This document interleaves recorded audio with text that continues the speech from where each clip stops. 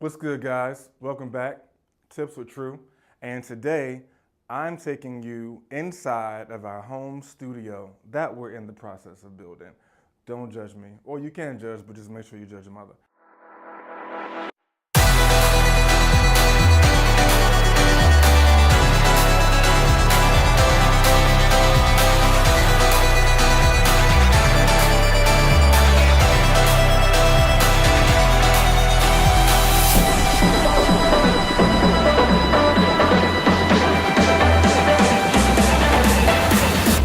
So the first thing we're gonna do is use the key light, the Godox 8200, as primary light source, and we're gonna see what it looks like with the model standing further away from the backdrop versus closer to the backdrop. And you can see what the light is doing to the color of the backdrop in this small space.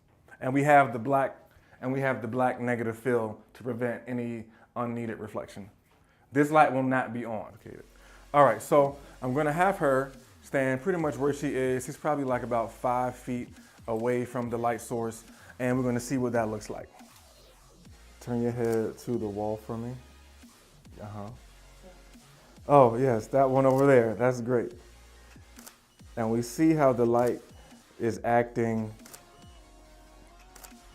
with their face turned that way. Now face it towards the wall, the door. So you got the wall and the door. And right now we don't have any fill coming in on that side, so you can see the shadow isn't reflecting as much. Now I'm gonna take that negative fill, I like that. Take that negative fill away so we can see what the light is doing as it bounces off of the wall, door rather. And it's not that reflective, so you're not gonna see that much, but you're gonna see what the difference is as she has that additional light source coming in from the side, just really, really softly. And you see how it's filling in the shadows almost immediately. And that's why lighting and modifiers are very important, so you can really see what it does to the model's facial features. Now what I'm gonna do is I'm gonna add, oh, that's beautiful. So I gotta stop myself from shooting because we'll just end up, actually, no. I'm gonna have you step away from the backdrop a little bit. All right, about right there. And I'm going to hold that mirror for a second. Oh, very important, turn the mirror around. So she has I'm not gonna let you see, I'm shooting with my phone, it's okay. She has a 5 foot, no, you're 5'8", right? Yes. So we have like a 5'6" mirror. No, it's about a 4 foot mirror, just so that she can see herself as she's posing. It really helps out when the model has some type of help on set. Where are we? We're at 7'1" right now, which I like because when there's such a small space as this, you really don't need to have a 2.8 or a 1.8 or 1.4 aperture. And now you can really see that background is becoming gray, and we still see all of her features in there.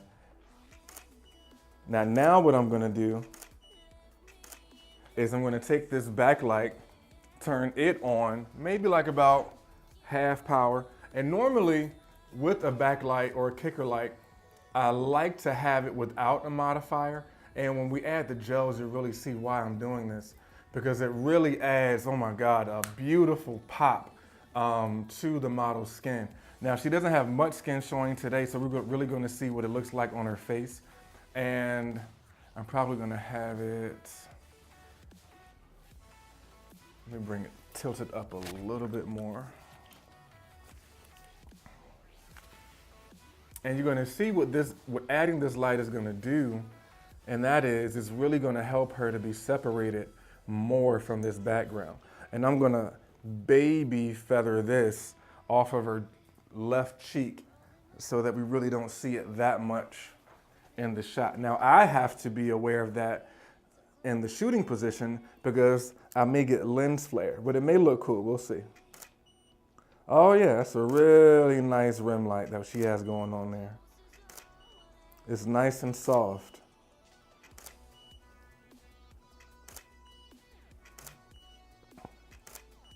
And in the day and age where you have so many people that just want to put shots up on the gram, this lighting setup is perfect for that. And this lighting setup didn't cost any more than about $250. So now what we're going to do is we are going to get her, split the difference between where you were in the beginning and where you were just now. About right there. I'm going to turn this umbrella back towards you. And now what I'm going to do is I'm going to take this kicker light, remove the modifier, and place it directly behind her to really, really brighten up this background. I'm not going to angle it directly at the backdrop, but kind of like at a 45 degrees, just so we can get a little bit of spread behind her.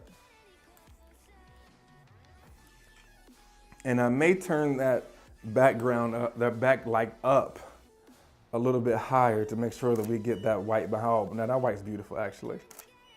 All right, now look at that straight camera. It's beautiful. And these shots will be perfect, or this lighting setup will be perfect if you're in your basement like we are, and you have to take some product shots for a brand. 2 light setup, if you're just shooting t-shirts or jewelry, it's absolutely perfect. And you have very little retouching to do when you're cleaning up the background. Very, very clean commercial shots that you can do right in the comfort of your own home. So now I'm going to show you what this light looks like without having the modifier on it, because I really like what it's going to do to her skin. So it's coming in a little bit, but still not as much as I would like it to. So I'm going to turn down the light by 2 stops and really see if that red can pop in there. There it is, yeah. Subtle, very subtle.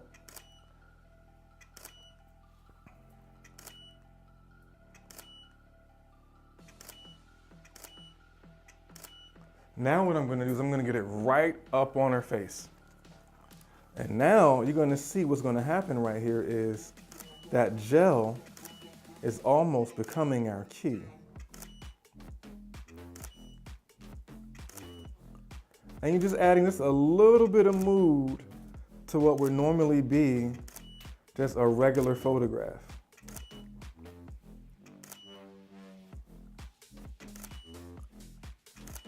And now you're going to see what happens when I place it behind her, and that's really going to make this photo pop. And that's what this is all about, y'all. Just about just trial and error, just seeing what looks good to your taste, because you are the artist.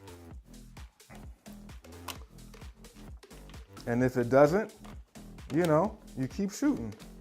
Never stop shooting.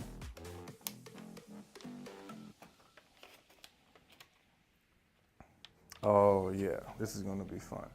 And the next thing I'm gonna add so this photo can really stand out some more is a little bit of El Cheapo fog.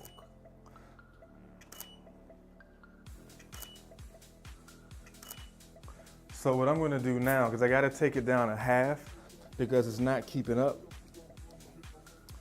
Because El Cheapo light, and this is one of the cons of having a cheap light, and that is the recycle time isn't that fast. So now, because it's not gonna fire as bright, I'm gonna add this haze. It's not ready yet.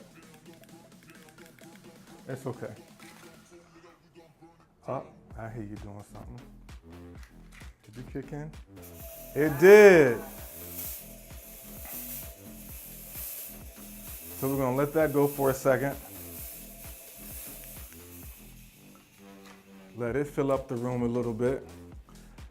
And we're gonna take a shot before she fades away. And you see that? Look at that effect that's giving. Very different, very different. And even if you are shooting this for a brand, the brand can see just what your range is and how you're able to present their product in a timeline where everyone else is looking the same way. And then just imagine taking this image in Photoshop, which I will do for a couple of these, and just seeing what you can do. Very nice and subtle. All right. So last thing that I would like to do is see what this looks like against the black. So it's still hitting that backdrop a little bit. But the good thing is, because she's so close to the light source, I have room to go up to like a 5.6 or a 6.3. Let's try 6.3. There we go. Now she's really separating herself from that background. So you just got to find that sweet spot. And of course, you're still going to have a little bit to clean up and post-production, but you want to try to get it as close as possible in camera. And you see that because we have the wall right to her left, my right, we get a little bit of fill right there.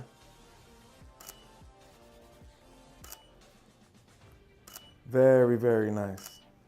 Very nice. And lastly, and we're done, ladies and gentlemen, we're going to add our beautiful red gel once more. She's going to be the same distance as she was.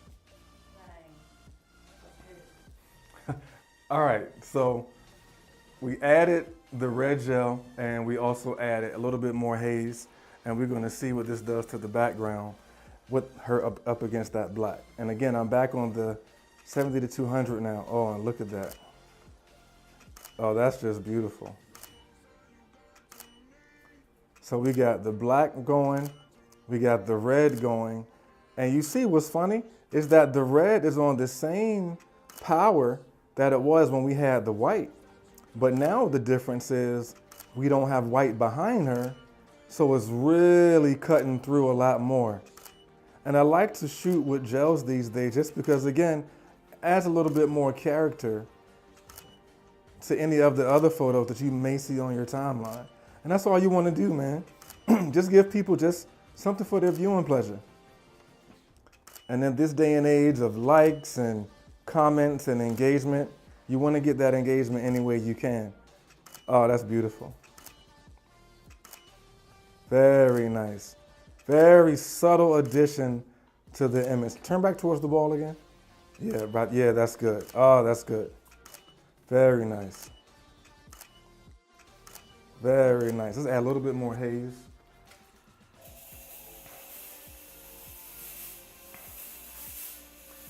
And then once we do that, I think we are good to go for the night, ladies and gentlemen.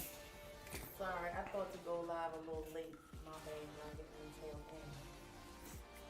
end. It'll be posted tomorrow, though. All right, so here we go. Adding some fog in there. Step forward a little bit. Yeah.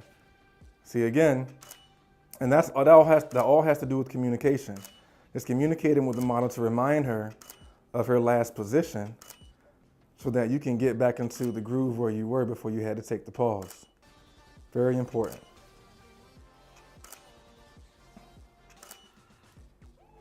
Very nice. Very nice. Oh, nice. Oh, hold that again. Oh, yeah. That's dope. All right. And I think we are done. Oh, that was beautiful. And see, I got to stop because I'll just keep shooting. And then we'll be up to 2, 3 o'clock in the morning taking shots. And ladies and gentlemen, that is a wrap. Thank you for joining us. I'll see you at the next one. Love, live, life. Don't forget to subscribe. Peace.